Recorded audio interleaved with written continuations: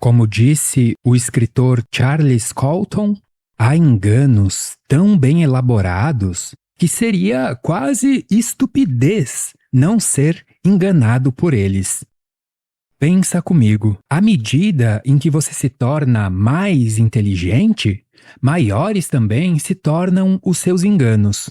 Porque à medida em que você se torna mais inteligente, menos você pode ser enganado por erros simples e mais apenas por enganos sofisticados. Eu vou te dar o maior exemplo de todos. Uma das mais altas compreensões que você pode atingir no limite da cognição humana é a de que a existência é um absurdo. Raras são as pessoas que chegam a essa compreensão de modo claro e convicto. Raras são as pessoas que têm coragem para olhar para isso de frente. No entanto, por mais nauseante que seja, encarar esse absurdo traz lucidez. E é só através dessa lucidez que você consegue atingir o máximo da sua liberdade. Sabe por quê? Porque você não apenas cria perspectiva, mas se olha de fora do ponto mais alto que é possível se olhar. Afinal, o limite da existência é a fronteira da nossa cognição. Mas, como disse o Charles Colton, há enganos tão bem elaborados que seria estupidez não ser enganado por eles. Ou seja, na medida em que você é uma pessoa inteligente suficiente para chegar na conclusão do absurdo, você também é inteligente o suficiente para ser enganado por essa conclusão. E qual é o engano? Resposta: o de concluir que, uma vez que a existência é absurda, que então, por causa disso, a vida não tem sentido. Muitas mentes brilhantes travam aqui. Elas caem no niilismo. Muitas das pessoas mais inteligentes chegam a essa conclusão. Uma conclusão, no entanto, equivocada. Para entender por que isso é um equívoco, nós precisamos antes entender por que julgamos que a existência é absurda. E sabe por quê? Porque nós não conseguimos compreender como é possível que a existência exista. Quer dizer, é como se a nossa cognição exigisse que houvesse algo fora da existência que justificasse a existência existir. Mas isso é uma armadilha lógica, é um paradoxo, pois pensa comigo, se existisse algo fora da existência, esse algo também existiria, logo faria parte da existência. E mesmo se você ignorar esse paradoxo por um instante e aceitar, por exemplo, a ideia de um Deus transcendental fora da existência, ainda assim caberia perguntar, mas então o que justificaria a existência desse hipotético Deus? Quer dizer, se a existência existe por causa desse Deus, esse Deus então existe por causa de quê? A nossa cognição nos conduz a uma recursão infinita. Ela sempre cobra um fundamento anterior. E depois disso, um fundamento do fundamento, e assim por diante. Qual a solução? A solução é entender que a existência, embora soe absurda para nós, não precisa de um fora. Note que se existisse um fora da existência, as coisas ficariam ainda mais absurdas. Porque daí então, teríamos não apenas de tentar compreender a existência, mas também aquilo fora dela. E é aqui que mora o equívoco. Nós concluímos que a existência é absurda porque não existe um fora. Mas sem perceber que se existisse um fora, além de que isso não resolveria o problema, deixaria o problema pior. Deixaria a existência ainda mais absurda. Porque, como eu disse, aí então teríamos de explicar não apenas a existência, mas aquilo que existe do lado de fora. Além do probleminha de como esses dois lados interagem entre si. A única maneira da gente sair, da gente fugir desse problema da recursão infinita é compreender que a existência só pode fazer sentido se ela não tiver um lado de fora. Uma existência que baste por si mesma. E olha que bacana, é justamente assim que parece ser. O universo se apresenta a nós como algo que não tem um lado de fora. Ele se apresenta a nós sendo como tudo o que há. À vista disso, você deve entender que esse argumento para fugir da recursão infinita não é apenas um argumento teórico, mas comprovado pela nossa experiência. Em outras palavras, quem quiser argumentar o contrário é quem tem o ônus da prova. O fato é que, se a existência não tem fora, ela não precisa de um fundamento. Dessa maneira, você entende que o sentido da vida existe porque o sentido da vida está na própria vida. A conclusão, em particular, que eu gostaria que você levasse disso tudo é que não basta adquirir lucidez existencial, mas você tem que adquirir uma lucidez sobre a lucidez. É o que eu chamo de lucidez lúcida, ou seja, não adianta você ser inteligente o suficiente para chegar no limite da fronteira cognitiva. Você precisa dar um passo além da sua autoconsciência. Você precisa se tornar um sapiens ao cubo. Ou seja, você precisa adquirir lucidez sobre o que você sabe que sabe. Eu vou explicar melhor. Autoconsciência se refere a uma evolução do Homo sapiens. Se refere ao Homo sapiens sapiens, uma subespécie do gênero humano que surgiu há cerca de 70 mil anos. Em termos mais simples, a autoconsciência, como você sabe, é a chamada consciência reflexiva, uma consciência dobrada. É você ter consciência sobre o que você sabe, certo? Mas para conseguir ter lucidez sobre a sua autoconsciência, para ter lucidez sobre o que você sabe que sabe, você precisa se elevar um grau acima dessa sapiência dobrada e se tornar um sapiens ao cubo. Isso a fim de você não ser esmagado por sua própria inteligência. Enfim, tudo isso poderia ser expresso por uma dupla questão. O que é o universo e o que você deve fazer nessa vida?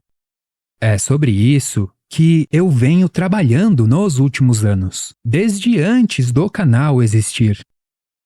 E hoje, que rufem os tambores, peço que olhe para a tela do seu vídeo. Hoje eu gostaria de fazer o lançamento do livro Diante do Universo, Consciência, Realidade e Experiência. Um livro onde organizei num único lugar os assuntos que aparecem espalhados pelo canal. Mas mais do que isso, é um livro onde eu aprofundo as ideias sobre as quais conversamos aqui. Veja, não é o livro que nasceu dos vídeos. Os vídeos aqui do canal é que são recortes desse livro que eu já estava trabalhando, que eu já estava escrevendo muito antes do canal existir. No canal, essas ideias aparecem separadas. No livro, elas formam um caminho contínuo. Se você acompanha o canal e sente que alguns temas exigiriam mais fôlego, bem, o livro é isso. Além, é claro, de conteúdos inéditos. E o link já está aqui na descrição. Dá uma olhada lá. Enfim, É um livro que venho lapidando há muito tempo, com muito cuidado, responsabilidade e carinho. É um livro que traça uma jornada pelo melhor do conhecimento atual. Ele começa pela física quântica, passa pela filosofia da mente contemporânea e chega à neurociência da felicidade. Essas 3 etapas fazem com que o livro se divida em 3 partes, as quais intitulei O Cenário, Os Bastidores e o Personagem. Ah, e é claro, enquanto você estiver lendo o livro, fica à vontade para a gente conversar sobre qualquer tópico. Agora, veja um trecho do livro. Prefácio. Você tem coragem para saber que existe? Essa pergunta pode parecer banal à primeira vista. Afinal, nascer é passar a existir. Sabemos que existimos aqui, agora, neste lugar. Mas peço que você olhe de novo. Há um grau mais elevado de compreensão escondido nessa pergunta, um sentido que vai além da vida e da morte, do tempo e do espaço. Ousar saber que existe exige enfrentar a possibilidade contrária, o nada. É somente a partir do vislumbre vertiginoso de que a existência poderia não ter existido que podemos nos colocar na perspectiva correta para entender o milagre de estarmos aqui. Essa perspectiva é expressa pela mais capciosa das questões filosóficas: por que existe algo ao invés do nada? A aporia cosmológica. Imagine um universo onde nada nunca tivesse existido. Nem o Big Bang, nem o vácuo quântico anterior a ele, nem Deus, etc. Apenas o silêncio do não ser absoluto. A resposta tentadora é dizer que, nesse caso, existiria o nada. Mas isso é uma armadilha. O nada só existe como conceito em oposição ao algo. Se realmente nada existisse, nem o nada existiria. Aqui nos deparamos com o que chamo de aporia cosmológica. Diante da origem de tudo, nossa cognição trava. Das duas, uma. Ou, A, algo surgiu do nada, uma causa não causada, um evento fantasmagórico. Ou, B, algo sempre existiu, o eterno, o infinito. Ambas as opções são incompreensíveis para nós. É difícil imaginar, A, algo surgindo do zero absoluto. Mas é igualmente difícil imaginar, B, algo que nunca teve um começo. Entretanto, note o seguinte. Nossa mente primata nos cobra uma causa inicial, mas aceita tranquilamente um universo de futuro sem fim. Em outras palavras, pergunte-se: por que o infinito em direção ao passado nos parece uma incógnita insolúvel, aporia cosmológica, mas o infinito em direção ao futuro aceitamos sem pestanejar? Matematicamente, a sensação de estranheza deveria ser a mesma. Afinal, trata-se do mesmo infinito. Por que isso acontece? Porque isso é biologia, não lógica. Enquanto a ideia de não ter origem é perturbadora, a ideia de uma existência sem fim é reconfortante. O que vamos fazer nesse livro, portanto, é seguir a correnteza da lógica. Sapiens ao cubo. Segundo a explicação científica atual, a matéria inorgânica vagou pelo cosmos por bilhões de anos até que, por um ocasional arranjo complexo, tornou-se viva. Depois, tornou-se consciente de si mesma através de nós. O universo abriu os olhos. Nós somos o algo que Deus se conta que poderia ter não existido, e, por isso, deu-se conta de que existe. Mas esse despertar não é automático. Nascemos em uma sociedade que já tem o roteiro pronto para cada um de nós. Estude, trabalhe, consuma, aposente-se, morra.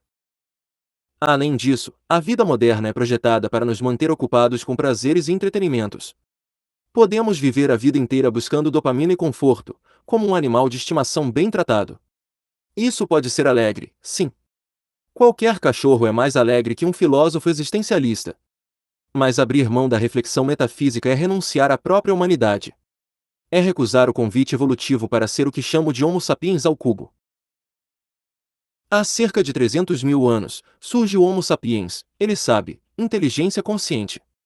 Há cerca de 70 mil anos, surge o Homo sapiens sapiens, ele sabe que sabe, autoconsciente. Nos últimos séculos, surge o Homo sapiens ao cubo, ele sabe, metaconsciente. Mas, mais importante, ao ser metaconsciente, ele sabe que existe. Ou seja, Este novo homo não apenas reflete sobre seus atos, mas sobre a sua condição de ser algo num universo que poderia ter sido nada. O barco da existência. O navio dos loucos, de Hieronymus Bosch. Ao olhar para essa imagem, a primeira coisa que o instinto grita é perigo. Estamos cercados por uma imensidão de água, um horizonte infinito onde o céu cinzento se funde com o mar escuro. Não há terra firme, não há portos, não há para onde fugir. Pela lógica, a tripulação deveria estar em pânico, remando desesperadamente ou perscrutando o horizonte em busca de salvação. Mas, curiosamente, não é isso que acontece. Aqui reside a verdadeira tragédia da imagem. Perceba que ninguém está olhando para o mar. Ninguém parece se importar com o fato de estarem à deriva no meio do nada. Em vez disso, eles estão completamente absortos em trivialidades. Uma metáfora perfeita para a nossa existência. Na música Primavera nos Dentes, da banda Secos e Molhados, há um trecho que diz: quem tem consciência para ter coragem, quem tem a força de saber que existe? E no centro da própria engrenagem, inventa a contramola que resiste. Este livro é um convite para essa coragem. É um convite para se inventar contra a mola que resiste. A mola é o inexorável, o biológico, o social, o físico. A invenção é a liberdade de existir para além do que o mundo impõe. Pode ser assustador pensar que estamos em um barco, o barco da existência, sem saber de onde ele veio nem para onde ele vai. Mas não fuja desse mistério. É ele que nos une. Como sugeriu Nietzsche ao ler Schopenhauer. Se toda a natureza pressiona em direção ao homem, ela sim insinua que o homem é necessário para a redenção da natureza, e que nele a existência aguarda finalmente diante de si um espelho no qual a vida aparece não mais sem sentido, mas em seu significado metafísico.